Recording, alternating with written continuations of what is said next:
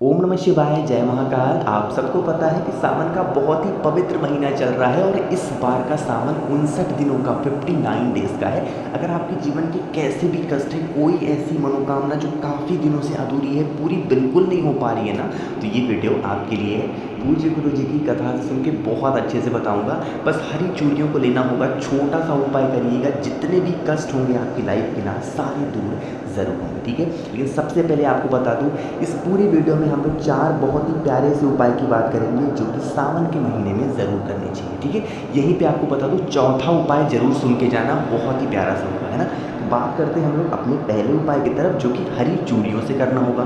क्योंकि भैया इसको करने के बेनिफिट क्या है, फ़ायदे क्या हैं, देखो। अगर 2 फ़ायदे इसके सबसे बड़े हैं। पहला फ़ायदा तो ये है कि अगर आपके घर के किसी भी सदस्य की शादियाँ बहुत दिनों से नहीं हो पा रही हैं, आप खोज रहे हो अच्छी शादी, बट वो नहीं हो पा रही है, तो आप इनके लिए कर सकते हैं। साथ ही साथ उनके लिए भी कर सकते हैं अगर हस्बैंड वाइफ में लड़ाइयाँ बहुत होती हैं, ठीक है। पहला काम तो ये। दूसरा, इस उपाय को करने का बेनिफिट है मनोकामना, इच्छा अगर आपकी अधूरी है तो भी कर सकते हैं ना। क्या करना होगा, आपको लेना होगा हरी चूड़ियाँ। मैंने लिखा तो 5 है, लेकिन 5 हरी चूड़ियाँ लोगे तो अच्छा थोड़ी लगेगा। एक डिब्बी 20-25 रुपए में मिल जाएगी, जो आती नहीं डिब्बी एक, वो वाली ले लेना, एक हरी चूड़ी की डिब्बी। अब उसको लेके क्या करोगे, आपको जाना होगा, आपके घर के आसपास कोई किन्नर रहते हैं। किन्नर क्या है, जब हमारे यहाँ कोई शुभ काम होते हैं तो वहाँ पर देखो हमें आशीर्वाद देने के लिए आते हैं। हमारे दादा परदादा पूर्वज हमारे देखो क्या कहते थे कि जो किन्नर होते हैं इनका आशीर्वाद बहुत जल्दी लगता है, इनका श्राप भी बहुत ज़्यादा लगता है, तो हमें इनका आशीर्वाद देना चाहिए। तो जो हरी चूड़ियाँ हैं ना, पहले आप किसी किन्नर के घर के आसपास जाओ, उनसे कहो, किसी एक, सबसे बहुत ज़्यादा को नहीं, मात्र एक किन्नर से कहना कि आपका हमारे यहाँ भोजन है, खाना है। अगर वो आने के लिए तैयार है या फिर आपके घर में कोई ऑब्जेक्शन ना हो, प्रॉब्लम ना हो, तो उनको बुला के खाना खिलाओ और घर पे ही चूड़ी को अपने हाथों से पहना दो।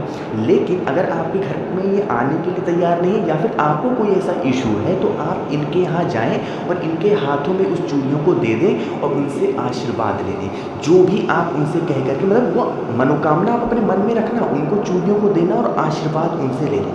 ऐसा माना जाता है बुधवार के दिन जो भी व्यक्ति किन्नर को एक चूड़ी का डिब्बा दान कर देता है या फिर उनको गिफ्ट कर देता है, उनके जीवन के सारे कष्ट दूर होते हैं। इस काम को सिर्फ और सिर्फ बुधवार के दिन ही किया जाता है और किसी भी दिन नहीं करते। ये तो सावन का बुधवार है, कल दूसरा दिन है, तो ज़रूर करिएगा, ठीक है। समझ में ही बात, तो पहले उपाय की बात आपको उसमें आ गई है ना। चलो आगे बढ़ते हैं इस वीडियो में। अब हम लोग अपने दूसरे उपाय की तरफ। दूसरा उपाय किन के लिए है, देखो सारे आज के टाइम पे माँ बाप है ना, पेरेंट्स सबसे ज़्यादा परेशान है अपने बच्चों को लेके। भैया हमारा जो बच्चा है ना, मेरी बात नहीं सुनता, बिल्कुल हमेशा लड़ता रहता है, क्या हम लोग करें। या फिर वो ऐसा सिचुएशन है कि हमेशा बीमार ही पड़ा रहता है, तो भी इस काम को कर सकते हैं, ठीक है। क्या करना होगा, इस उपाय के लिए आपको लेना होगा इस तरीके से पीपल के पत्ते। कितने पत्ते लोगे, मात्र 5 पीपल के पत्ते लेना। गिन करके 5 पीपल के पत्ते लेना, अपने हाथों से पेड़ों से तोड़ लेना। ऐसा नहीं कि नीचे पड़े हुए उठाना, नहीं, अपने हाथों से तोड़ लेना 5 पीपल के पत्ते, है ना। इन 5 पीपल के पत्तों को इस तरीके से एक पत्थर बनाओगे, एक में करके एक जोड़ करके। देखो कैसे बना हुआ ना, स्क्रीन पे आपको दिख रहा होगा। इसी तरीके से आपको भी 5 पीपल के पत्तों की ऐसे पत्थर बनाने, ठीक है। बना लिया पत्थर, और बुधवार के दिन यानी कि कल के दिन जब आपका बच्चा खाना खाने के लिए बैठे, क्या करने के लिए, खाना खाने के लिए बैठे, तो उस खाने के नीचे, थाली के नीचे नहीं, थाली, जैसे एक मिनट में समझाता हूँ। जैसे मान लो कि ये थाली है आपकी, इस थाली में पहले उस 5 पीपल के पत्तों को रख दो और उन 5 पीपल के पत्तों के ऊपर खाने को आप रखो। जो भी बच्चा बुधवार के दिन, 5 बुधवार अगर आपका बच्चा पीपल के पत्ते के ऊपर भोजन कर लेता है कुंदकेश्वर महादेव के नाम से, तो उसको कभी कोई बीमारी प्रवेश नहीं करती उसके शरीर में। और अगर वो बहुत नटखट है, आपकी बात नहीं सुनता, हमेशा क्रोध करता है, गुस्सा करता है, तो वो गुस्सा भी उसका शांत होता है।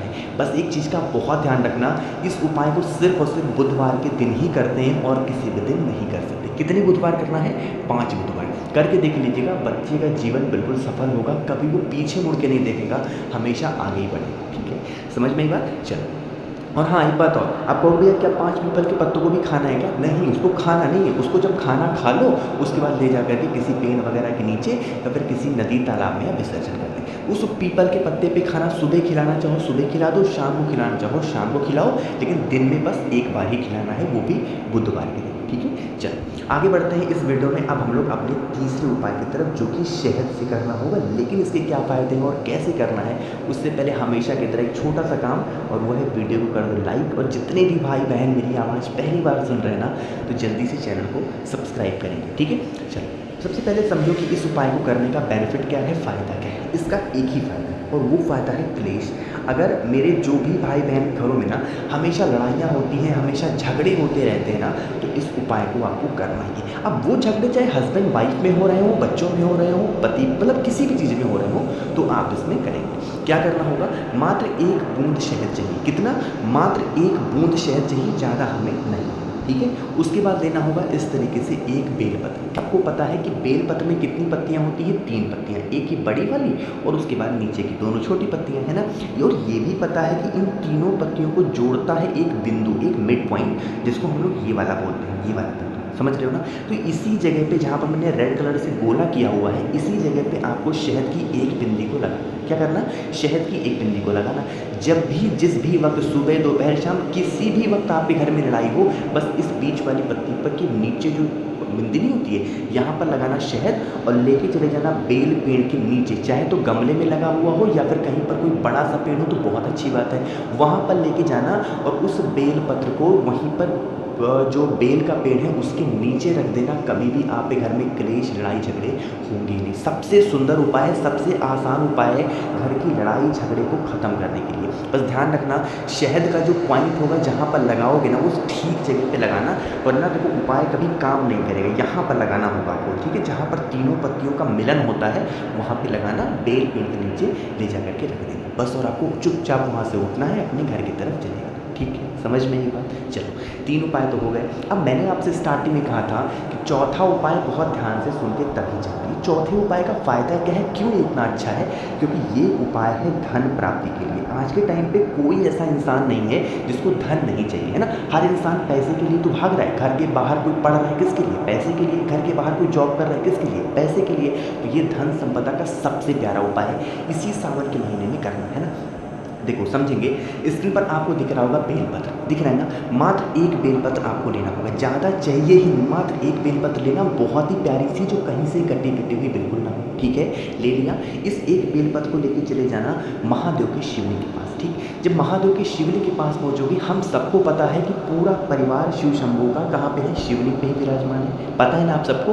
तो जो 1 बेलपत्र आपके हाथ में है ना, सबसे पहले वहाँ पर पहुँच के जो भी पूजन पाठ अर्चना करनी हो, जल वगैरह समर्पित करना हो, कर लेना। लास्ट में क्या करोगे, जो 1 बेलपत्र है आपके पास में ना, उसको 3 जगहों पे टच कराना है। समझेंगे ध्यान से।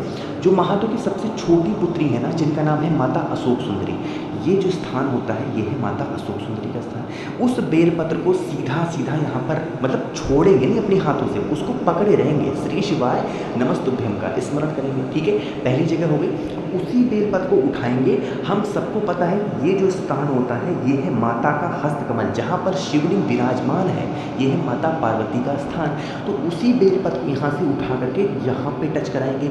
यहाँ से भी आपको अपने हाथों से बेलपत्र को छोड़ना नहीं है, पकड़े रहना, श्री शिवाय नमस्तुभ्यम का स्मरण करना, ठीक है। अब देखो एक जगह आपको और समर्पित करनी है। यहाँ से उठाने के बाद उस बेलपत्र को फिर महादेव के शिवलिंग के मुंह पर, आपके जीवन के कष्ट, जैसे धन संपदा को लेकर परेशान हो, तो बोले शंकर से इस कामना से कि महादेव हमारे घर में धन संपदा नहीं आती, हम लोग बहुत दिनों से परेशान हैं, माता लक्ष्मी हमसे रूठी हुई है, आप कुछ भी ऐसा करें जिससे हमारे घर में धन संपदा आने लगे। इस कामना से चढ़ा देंगे। डंडी रखना माता अशोक सुंदरी की तरफ और पत्ती का मुख रखोगे आप अपनी तरफ। समझ में आई बात। जो भी व्यक्ति इस तरीके से उपाय को सावन में एक नियम के साथ कर लेता है, उसके जीवन में कभी भी धन की कमी होती ही नहीं है, हमेशा माता लक्ष्मी खुश रहती है। धन संपदा के लिए इससे आसान उपाय आप खुद सोच के देखो, कोई हो सकता है क्या, नहीं। और सबसे अच्छी बात है इस उपाय की कि आप ये काम आप अपने घर पे भी कर सकते हैं, आपको मंदिर भी जाने की ज़रूरत नहीं, ठीक है। समझ में आई बात। तो कोशिश तो की मैंने बहुत अच्छा समझाने की। वीडियो अगर आपको पसंद आती है तो लाइक कर दिया करिए। कुछ पूछना हो, नहीं समझ में आया, नीचे कमेंट में पूछ सकते हैं। और जितने भी भाई बहन पहली बार मेरी आवाज़ सुन रहे हैं ना, तो जल्दी से चैनल को सब्सक्राइब कर दीजिए। ओम नमः शिवाय, जय महाकाल।